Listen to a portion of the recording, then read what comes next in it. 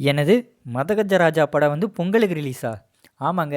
ரீசென்ட்டா வந்து ஒரு நியூஸ் பயங்கர ஒரு வைரலா போயிட்டுருக்கு. ஒரு சூப்பரான நியூஸ்னே சொல்லலாம். என்ன நியூஸ்ன்னு பார்த்தீங்கன்னா, மதகஜராஜா படம் வந்து வர்ற பொங்கலுக்கு வந்து ரிலீஸ் ஆகுது.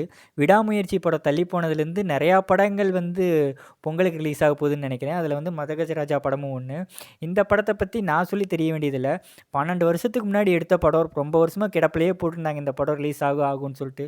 சுந்தர் சி போறப்ப கூட நெறைய இடத்துல இன்டர்வியூல கேட்டுட்டு இருப்பாங்க. மதகஜராஜா படம் எப்போ ரிலீஸ் ஆகும் அப்படின்னு சொல்லிட்டு. அதுக்கு வந்து அவர் நெறைய ரீசன் சொல்லிட்டே இருந்தாரு. வெயிட் பண்ணுங்க வரும் வரும்ன்னு சொல்லிட்டே இருந்தாரு. அண்ட் ஃபைனலி வந்து மதகஜராஜா படம் வந்து ரிலீஸ் ஆக போகுது. அதில சந்தானத்த வந்து காமெடியனா திரும்ப பார்க்குறோம் அப்படிங்கிறதே ஒரு எக்ஸைட்மெண்ட்டா தான் இருக்குது. அந்த படம் எப்படி இருக்க போகுது அப்படின்னு சொல்லிட்டு. சோனு சூட் நடிச்சிருக்காரு.